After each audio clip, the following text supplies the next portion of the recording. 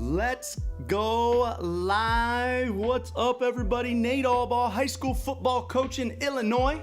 Longtime high school football coach. My goodness, sometimes I forget how long I've been doing this. And tonight, we've got another hangout for you. Oh, gotta make sure I go get logged in here so I can read comments.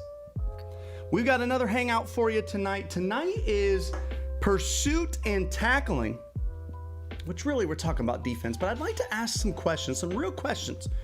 Like, how important is tackling?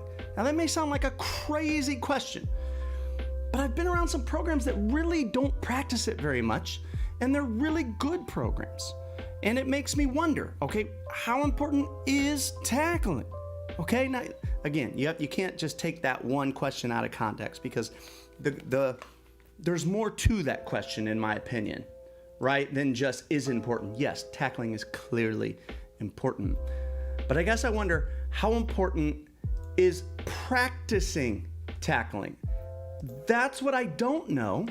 And like I said, only because I've been in some very talented programs that don't practice it very much. So I've got three experts in the house tonight. Let's get them in the house right now. I got them here, man. We got Ben Campos out of Carbondale, Illinois.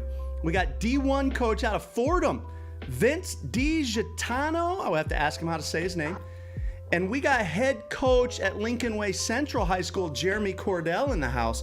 We got three great coaches in the house. I've met a couple of these guys, and I haven't met you, Vince. Fellas, how is everybody tonight? Yeah, doing well. How we doing? Three thumbs up, and I know you guys probably don't know each other, and a couple of you guys know me. Some of you don't. So we're just gonna, I'm picking guys out one by one. We'll, and you guys have, Ben Campos has been with us a little bit. Some of you got, you other two haven't. We've been going live Monday through Thursday night for about half an hour. We pick a different topic. We balance our conversation between our guys in the chat and you guys. And we just go for half an hour, so it's pretty rapid fire. You kind of get your turn. You'll get to talk a couple times. And because we got four guys in the house, if you can try to keep it to like a minute or two, right? Wrap it up and wrap up your thought. And really low key, very informal, and just giving thoughts. We are live on YouTube. You guys that are here watching, thank you for joining us. Jason Eddings is here out of California, Quiroga out of Chicago, Ramiro Martin. And again, I'm still getting used to you, Ramiro. I think you're out of Arizona. There's like two names that are similar, and I'm pretty sure you're out of Arizona. Let me know if I'm right. And Coach Gardner's in the house out of Utah. So that's who's here now. When you get here, please check in. Tonight we got three special guests in the house, followed by, after we go live here, fellas, and talk pursuit and tackling, I've got an incredible hour and 40 long minute clinic presentation that's on our online clinic from Nick Pelham, four-time defending state champs out of South Carolina. He went for an hour and 40 minutes on tackling drills. The guy, he loves to talk, man. He's such a good speaker. Well, fellas, without further ado, Campos, I'm going to save you for last because most of our guys know you the best, right? You've been on a couple times. Let's go down here to just below me is Jeremy Cordell. Jeremy Cordell is the head football coach at Lincoln Way Central High School, which is in the suburbs of Chicago. And you've been coaching up there for a while. And how long have you been at Lincoln Way Central, Coach Cordell?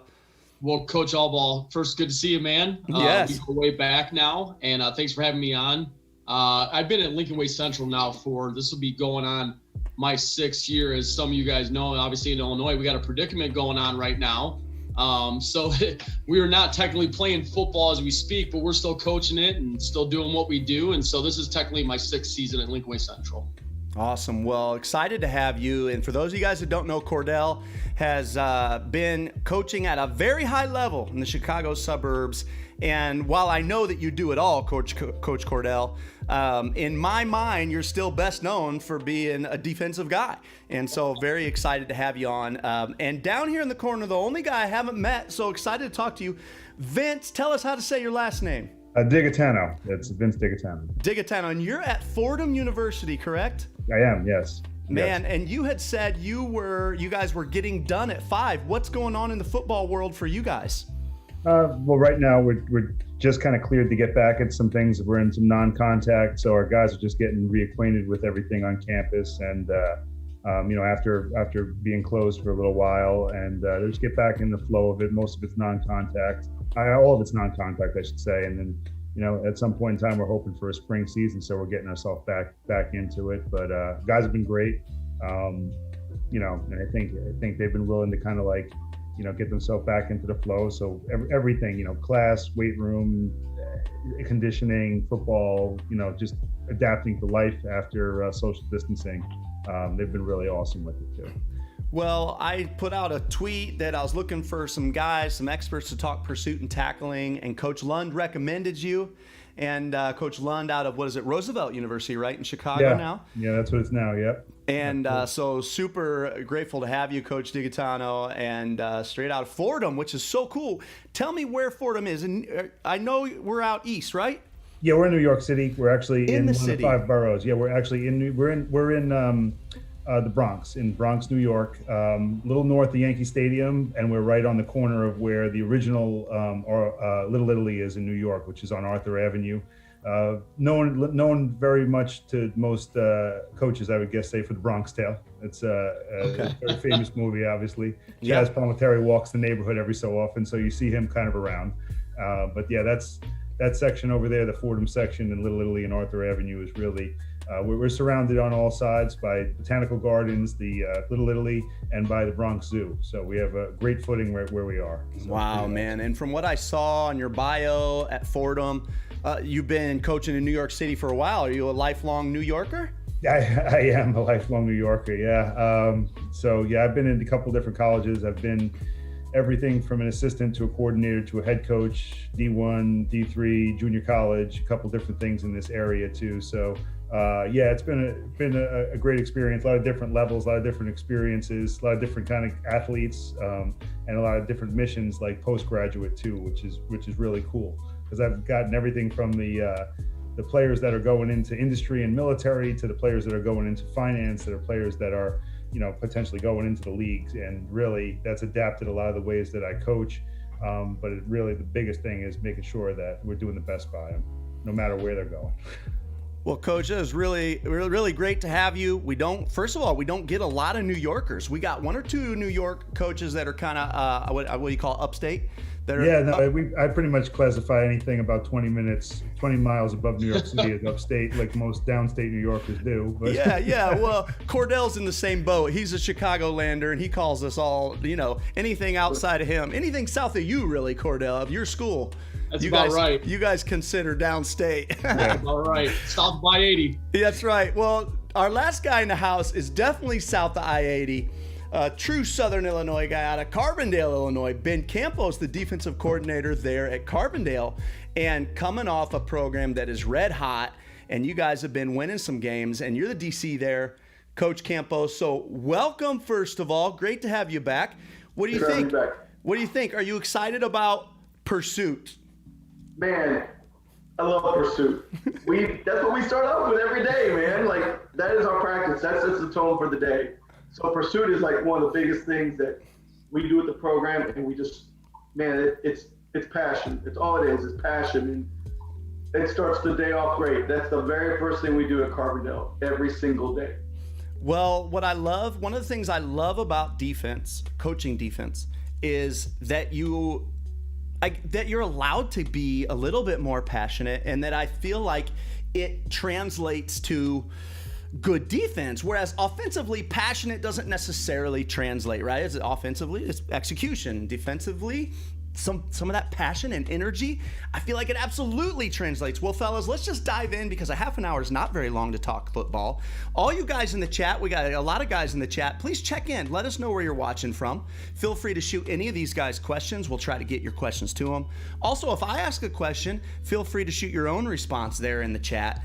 You don't have to wait for these guys to talk. We're just going to shoot the breeze here, and I'll kind of try to single you guys out to ask a question. If you really feel like you want to add something to something someone said, jump in and do it. The first question is this, and it's going to sound crazy at first, but I'll explain it, okay? I'm going to start with you, Cordell.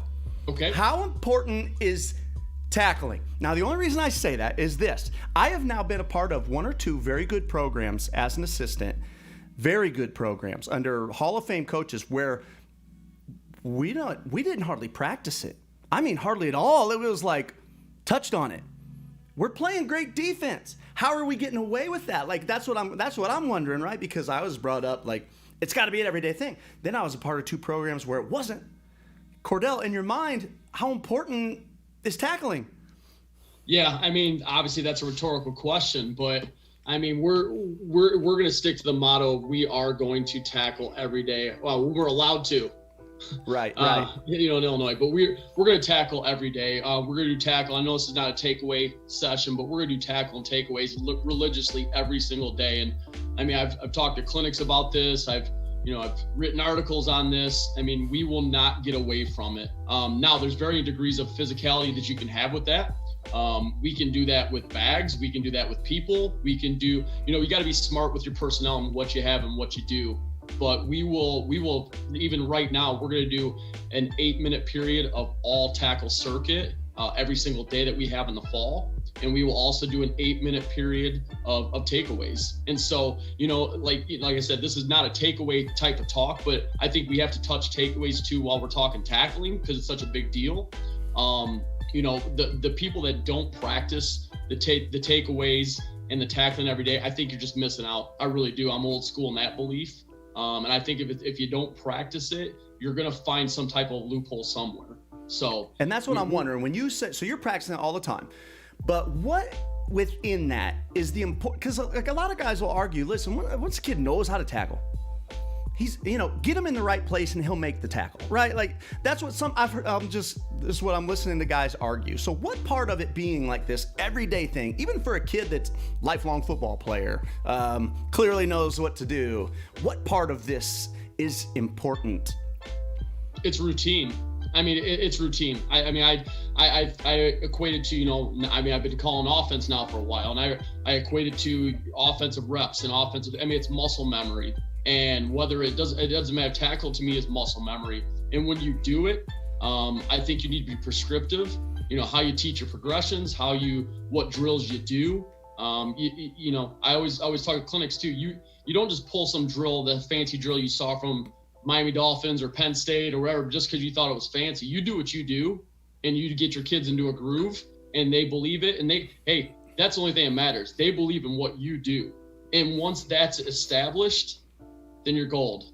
You're good. You can keep getting better. So that's how we attack it.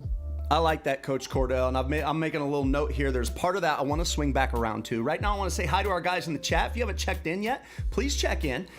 We got a little conversation going on over the chat. I saw Coach Annette out of Ontario, Canada in the house, Cora Football, and Jerry Payne in the house out of Charleston, Illinois. So welcome, guys. If you're just getting here, please check in. Let us know where you're watching from. Finn Grant out of Carbondale, Illinois. Something tells me you know that man, Campos. No, Finn. He's a great special teams coordinator. Awesome, man. Well, welcome, Finn. Thanks for being here. Coach Digitano, now you had sent me something that was like, you had created this tackle. You tell us more about it. Some sort of breakdown tackling study. Tell us what you've created and the purpose of it. So basically, and just to add to Coach Cordell, what he was saying, as you asked, I think that's a great question. I don't think people answer that question enough of how important it actually is. That's an awesome question, because people get into all these details and they never actually talk about the main point. We do a lot of breakdown. I've kind of been doing this for about 10, 15 years now. As a DC, I started out doing it. And one of the reasons was because we weren't very good at it, and basically, we wanted to realize how we finished the play. We spent a lot of time on stance and start and all the fundamentals, all your Casker stuff and everything. It's funny that you mentioned about getting them in the right place. I kind of qualify getting them in the right place as the beginning of the tackle. So, right. So a lot of times people talk about the contact and talk about the tackle, but I talk about getting them in the right place. And, there's going to really be, them being in the right place with some form of obstruction in front of it, because the offense gets a vote in this thing too, and trying to get themselves into the basic fundamental position pre-contact more than anything else. Now the tackle study thing kind of originated because we weren't playing a season, and and what happened was, I watched the game just through tackling, because it actually, if you break it down, it's probably about 65% of the plays will end in tackling. 65 to 70%. So I kind of used the special teams equation for that when I was a coordinator, special teams coordinator. Like, you know, 10 or 15% of the game is special teams, 10 or 15% of the practice should be special teams. So basically, when I looked at it, it's like, well, 65, 70% really realistically is going to be tackling. So you got to kind of teach some form of tackling, even if it's just position. And even now we're looking at how finishes look like, non-contact finishes and posture and how that all looks like in there, you know, and we're trying to really define what that is and build something that's not like, Coach, I love that you said that, like, not just a system that works for somebody else, but it's our identity. And that's kind of where we've grown into now too. But the tackle study kind of came because, you know, I've been quoted as this a few times where I talk about tackling's kind of like snowflakes, like they're cold, but they never really shape the same way. So it's kind of like there's so many different scenarios that you can be in, and the term prescriptive is awesome, but you got to be careful not to be over prescriptive, that you're confusing everything in the drill work.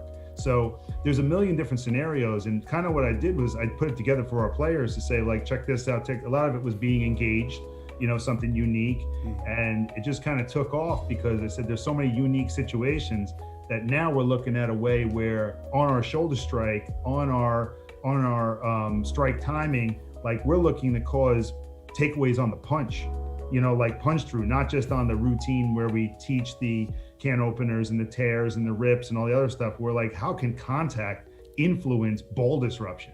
So like we were looking at that like very closely, and like we're trying to grade tackling. We're trying to find an easy way to reduce the way we're grading tackling so that it's really meaningful to the players. You can give somebody a sheet of paper and they've got all these grades from all over the place. And I've done that before too. And they got pie charts and they got all sorts of stuff. But what does it mean to them? Like, it's got to be something that's every single day that they can kind of digest and go with. So what the tackle study ultimately did was I kind of started on a mission week 1, 2019 season, and just went every game, and I found one unique tackle a day, and I just put it out on Twitter. I grade it, I put everything, I put all the coaching points, and then put it out on Twitter. I'm up to week 13 now. Yeah. And I'm consistent because I've done every single day, so you can check it out at Coach Dig. Yeah.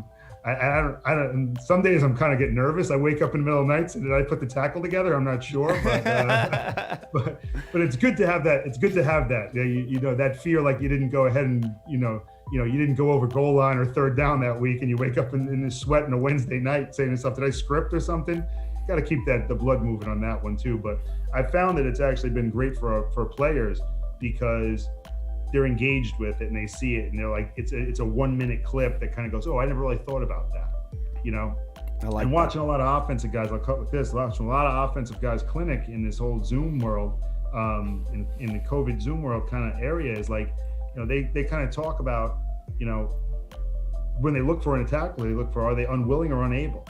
And then and basically for me, it got reduced down to like, what are we doing? Are we training willing or are we training able? So that's all we're training. Because if they're looking for unwilling and unable, then we're looking to train willing, train able. Yeah, I like that a lot, Coach. You know, one thing you said in there is, I look at, like, for example, I was watching baseball before we came on here, and you look at a guy with a sweet swing. The Yankees won last night. Good for you. I'm happy for you. You know, when a guy makes solid contact, right, there'd be a big leaguer is measured more on, are you hitting the ball hard? Because if you're hitting the ball hard, eventually, right, it has a higher odds of dropping, okay? Or finding a place where you're going to get on base.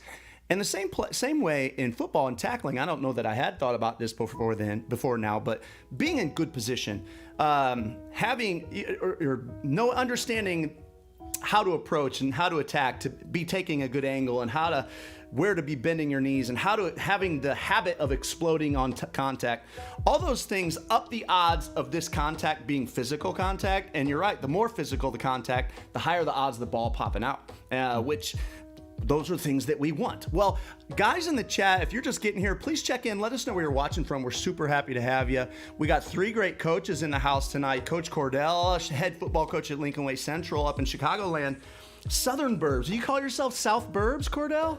Southwest suburbs. That's right. Okay, Southwest suburbs. There we got Vince Digitano out of Fordham. Man, New York City. A New Yorker in the house and a Southerner in the house. You think Southern Illinoisers, Campos, are considered Southerners? We're tweeners, man. You're tweeners, that's true.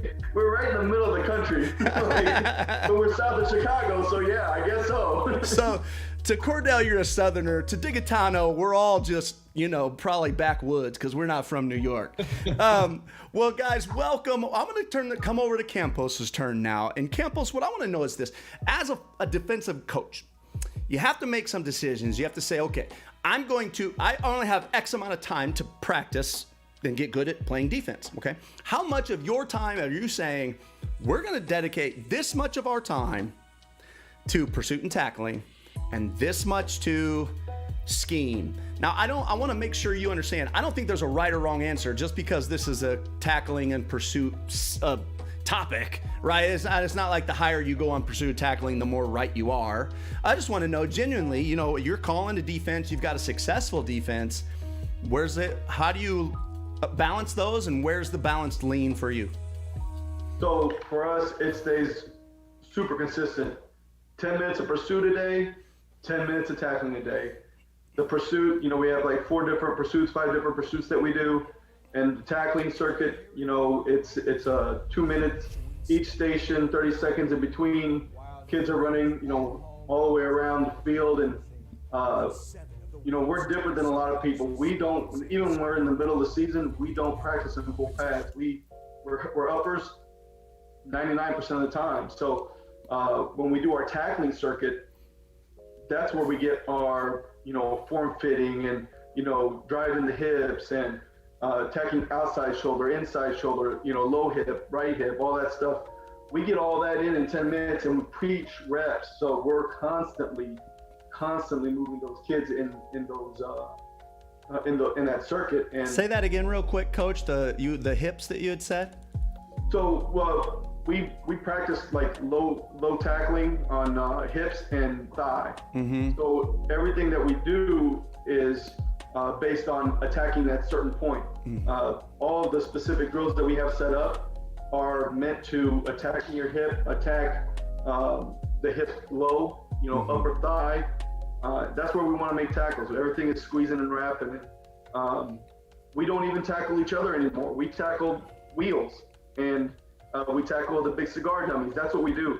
And the reason we do that is, one, preserve ourselves. Our kids, you can have so many kids on a team, and one bad tackling drill goes wrong, and you've lost a stud player for 3-4 weeks or whatever. So as far as the balance goes, it's consistent for us. It's 10 minutes here and 10 minutes there. And like Coach Cordell said, it's muscle memory, knowing when to tackle, where to tackle, and how to get there. So in that circuit that we do, it's all based on that hawk tackling. That's what we've gone to. Went to that about 5 years ago now, and I didn't do any of the legwork. I got to say that my defensive line coach, who is a terrific young man, did all the legwork on it, did the research, did the drills, everything. He put it all together. He's the one that comes in and says, this is how we're going to tackle this year. And it's been working like that for 5 years, and we've become a really great tackling team because of that.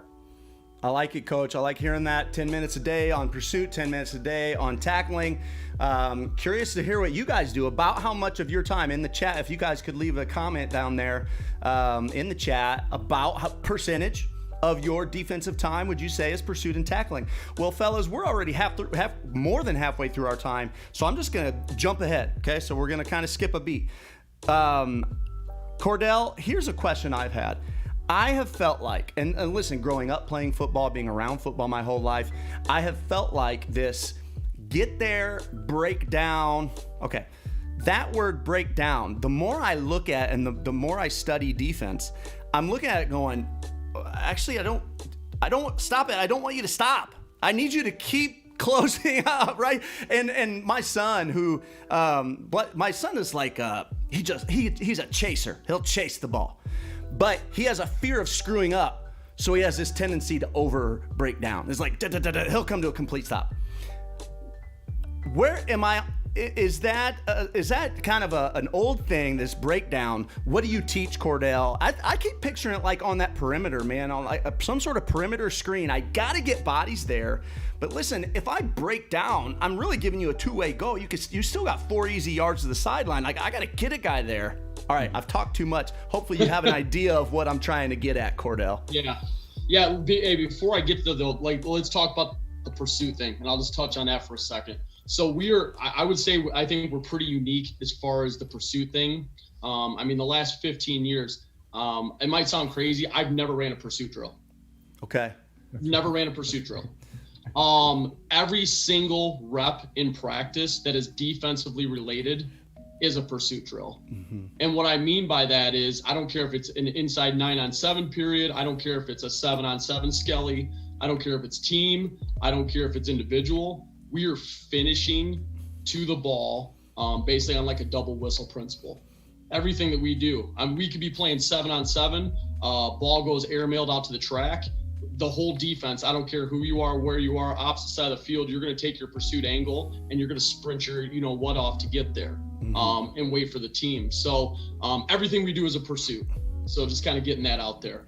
Now, as far as going back to what you were talking about on, as far as breaking down and all that type of stuff, we don't use the term breaking down. You talk about like throwing a bubble screen or throwing some type of pedal screen, and now, chasing to that from the inside.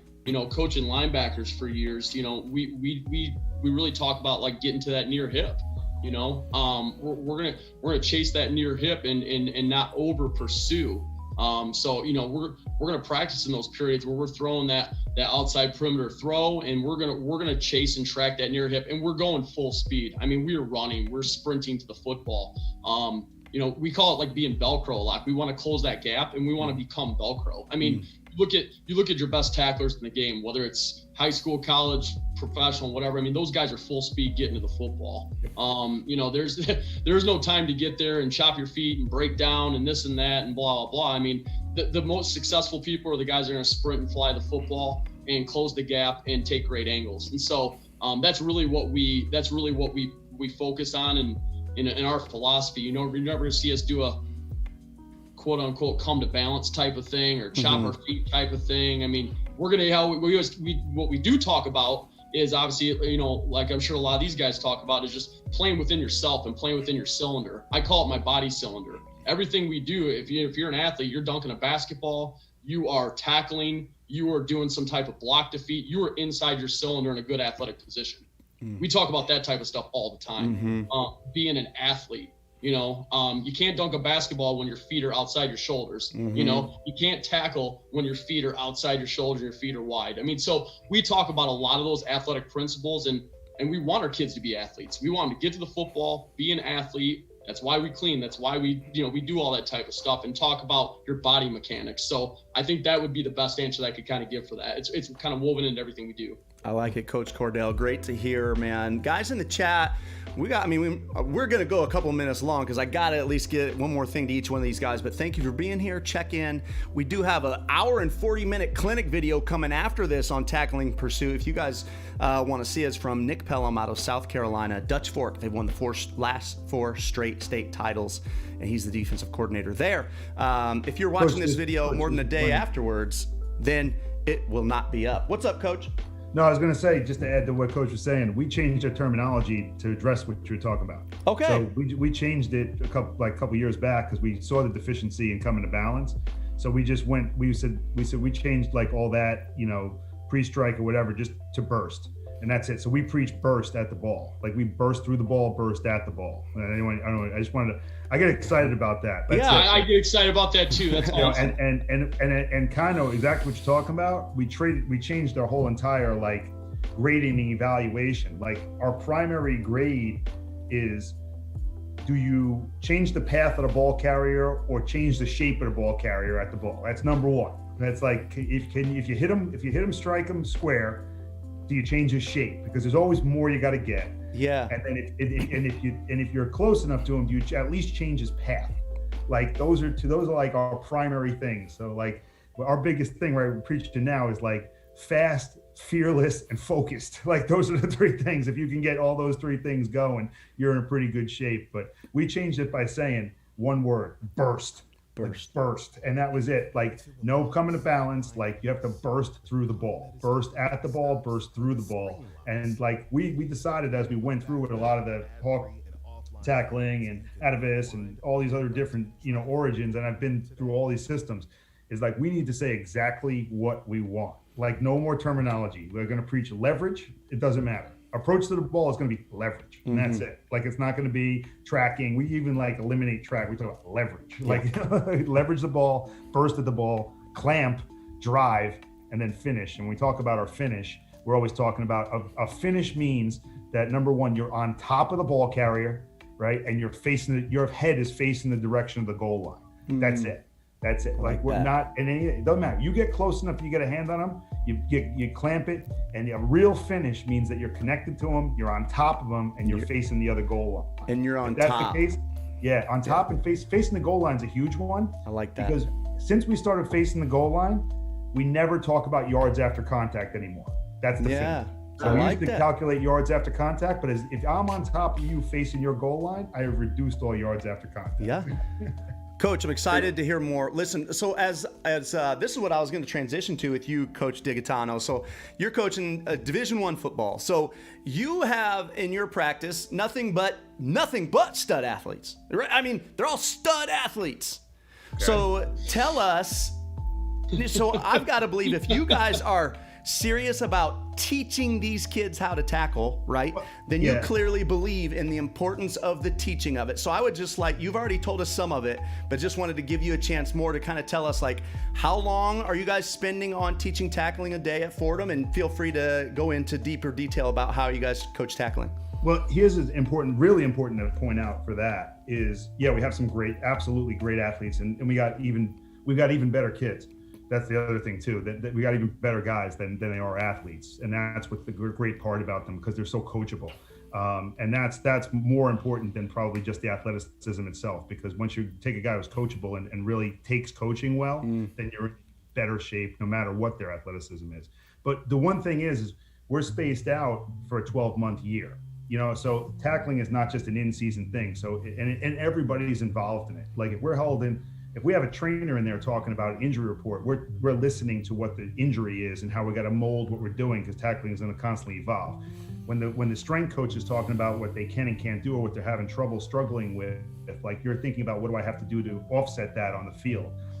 And then you talk about the summer prep, and you talk about the spring prep, and you talk about the off season and the recruiting cycle and everything like that. And you get to the point now where when you're evaluating them on film, you come up with a formula how you're evaluating them as a tackler when you're even recruiting them too. So there's so much that goes into them when it comes to the contact. But for us, you're looking very closely at little things. Even in recruiting, you're talking about where is their contact made, because so much of what coaches are talking about is really about timing. It's really about timing more than anything else. And it's about, we don't hold it against them for the position they were put in, because they can't really control where they were put in or not based on the scheme. But when you look at them, are they willing to go ahead and be square, right? Or are they always in the trail position? There's a kind of a reason if I'm in the open field, I'm in the trail position, I have a deficiency there.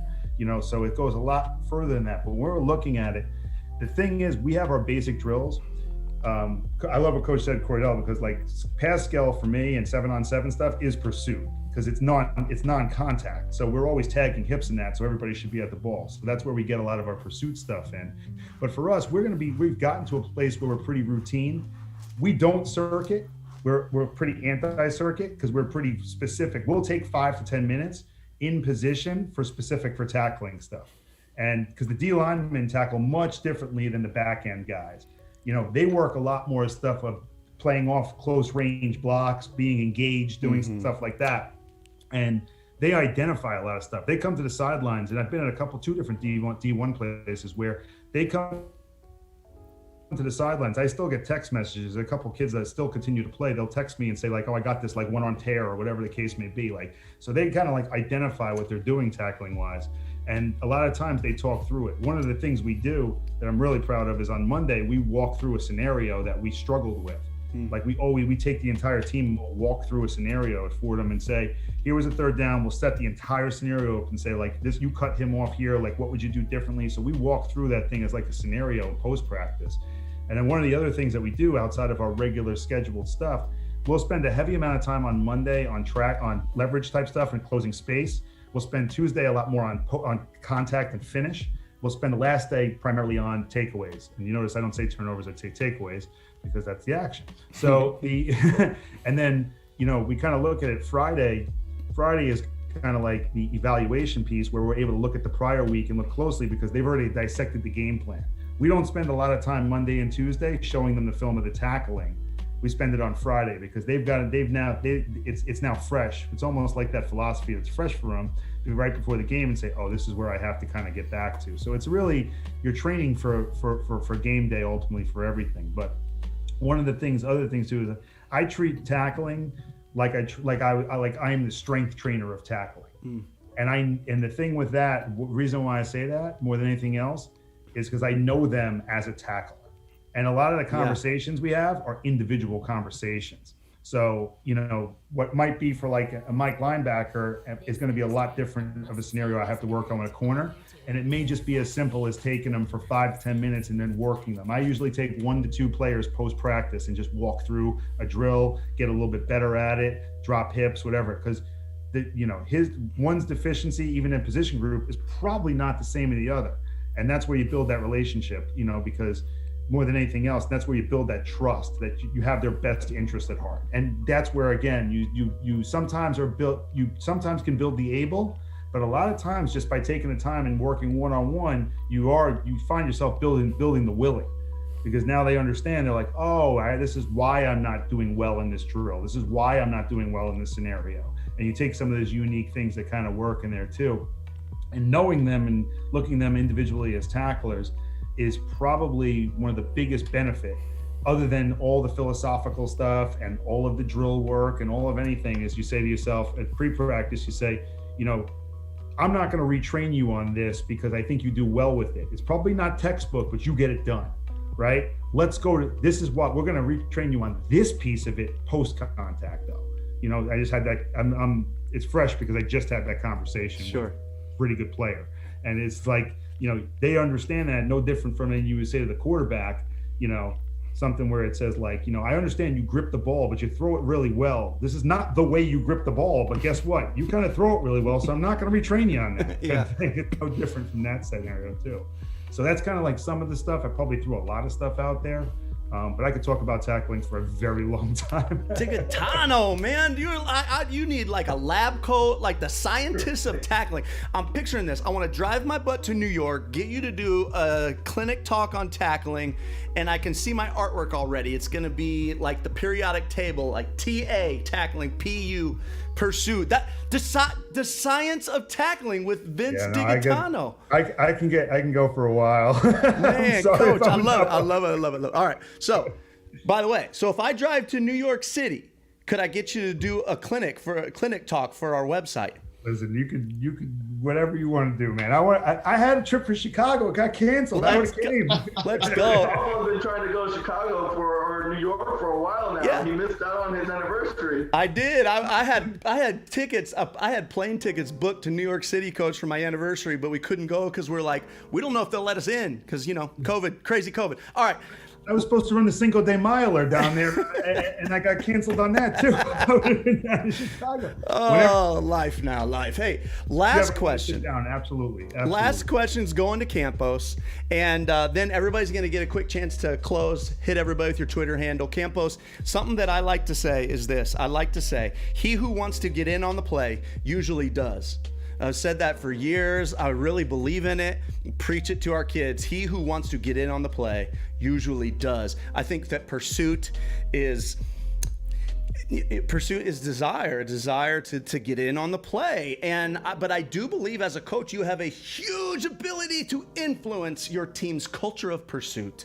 Talk to us about the culture of pursuit and how you've built it at Carbondale. Maybe any little tools you guys like to use. Yeah, for sure. Like I said, every day we start off with pursuit. Every single practice we start off with pursuit.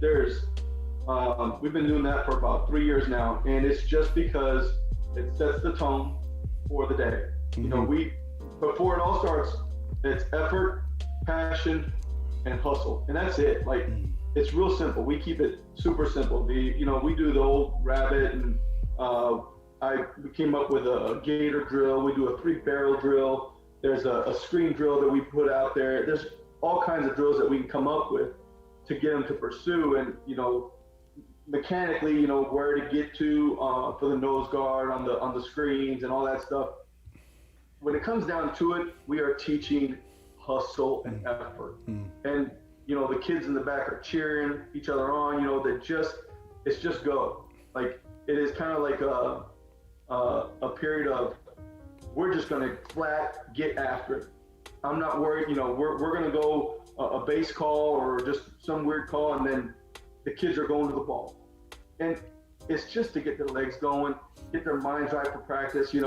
Just a little bit of energy from that practice, from that first 10 minutes carries miles, guys. I mean, it just does.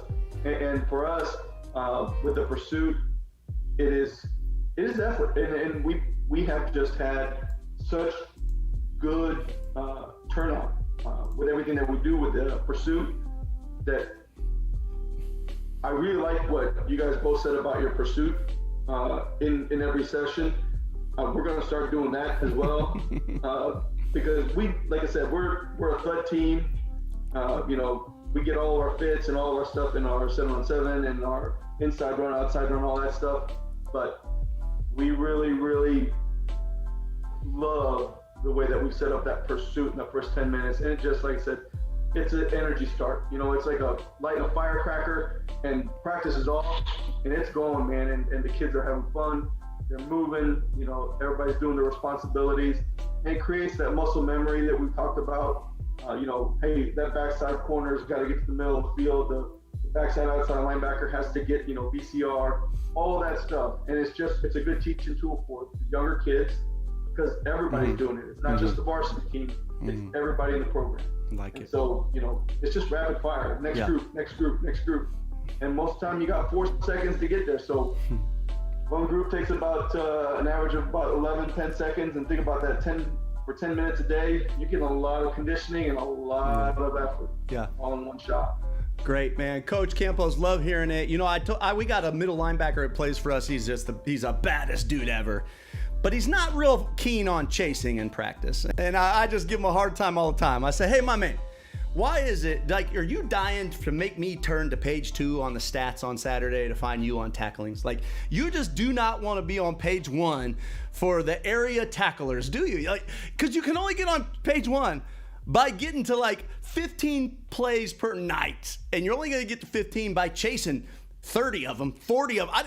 Anyway, I'm always in this kid's ear. Now it's at the point where I go, hey, he's like, I already know what you're going to say, Coach. I know. I'm chasing. Well, fellas, I had a blast. We didn't have nearly enough time. So I'll tell you what, if in January I put together a part 2, could I get you guys to join me for a part 2? Awesome, man. I had a great time. We're going to go around the horn real quick. Tell everybody how they can find you on Twitter, and any closing thoughts, because kind of your little adios. Guys, thanks so much. Cordell? Yeah, Coach Allball, thanks for having me on, man. Just a shout out to you. If you guys don't know Coach Allball, man, he's a passionate guy, and he's been doing this for years. And like I said, him and I go way back. I mean, back 10, 12 years now of doing stuff on Chief Pigskin, and he does an excellent job. So thanks for having me.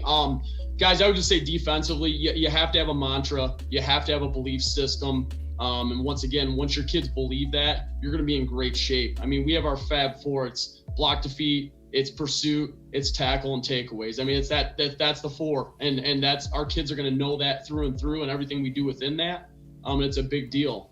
We talk about responding instead of reacting. I think that's a big one too. How are we going to respond? We're not going to react to things. We're going to respond, and we're going to attack, and we're going to be the aggressors. So, just have a mantra, play fast, physical, and free. It's going to win you a lot of football games. So you can find us and find me at LWC Football on my Twitter handle, lwcfootball.com, and then some videos and video series on Chief Pigskin. And so appreciate it, Nate. Thank you. You bet, man. So glad to have you. Coach DiGaetano?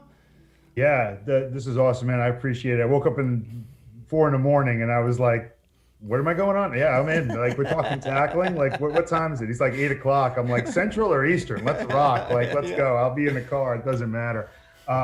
Yeah, I appreciate it. This is really a great format that you have, and I'll more than happy to do whatever you need to come back to, and I'll give you as much as I have, as much time and everything. I think that the biggest thing with this is, and Coach Campos said it, and Coach Cordell mentioned it too, is just really building an identity around this, and what's important to you is going to be important to them, and being creative and not doing the same thing. So, I think the thing with tackling, we built it, into what we do at Fordham in the last 2 years, in the last 2-3 years. But it's all about 11 dents. It's about getting everybody to football. So that's how we coach the pursuit. It's 11 dents on the ball carrier, and our dents is all about reshape. It's all about making the form change, some way, shape, or form.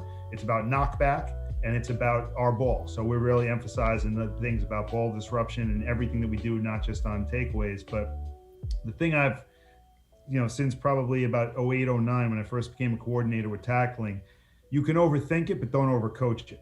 That's the big thing. So we can think about it and we can talk about it, but you know what? They got to do it fast. So think about those kind of things. And, anything we do in reads or block assignments or something, we all spend a lot of time on a board on a Sunday and Monday night. We can overthink it, but don't overcoach it. They have to go ahead and be able to do it. And I think that's probably my biggest advice.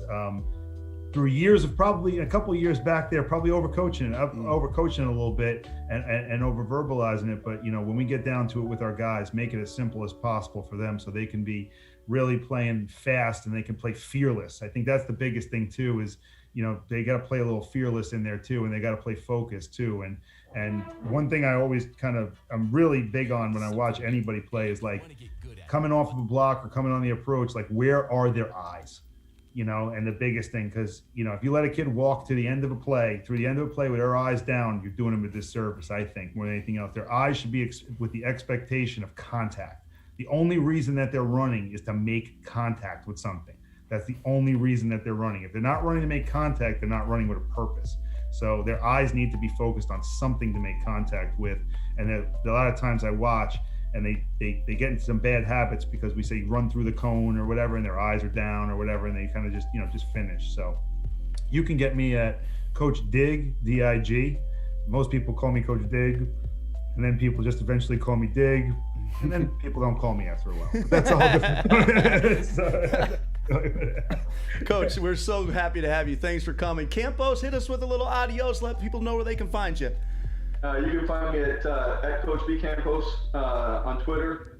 Guys, Coach Cordell, Coach Dig, you guys are like geniuses. It's to me, I'm over here like the caveman, and you guys are like the sophisticated assassins. But we constantly preach perfect effort, perfect violence. We ratchet up the violence on everything we do every single day, and we gotta be more violent than we were the day before. And the kids love it. I love to watch it, and I love to coach it and teach it. And if you guys get a chance to check us out at Carbondale High School, check us out. We're pretty good. Yeah, amen to that. Fellas in the chat, thanks so much for joining us. We're going to end up transitioning over to a clinic video. The sound and audio will go out for about 30 seconds, and it'll be off for the intro of the video. It'll be coming back on. I just have to silence it for YouTube purposes. But guys, thank you so much. Listen, I try hard to be humble about what we're producing here, but this video tonight, fellas, that was fire. This is hot stuff, fellas. Hit us with a thumbs up, please. Share this. This was fantastic. You guys are awesome. I wish you guys all the best of luck. All of you reach out at any time, all right? Sounds good. Thanks, Nate. Thanks, coaches. Thanks, guys. We'll see you guys. Have a good night. You got it. Thank you.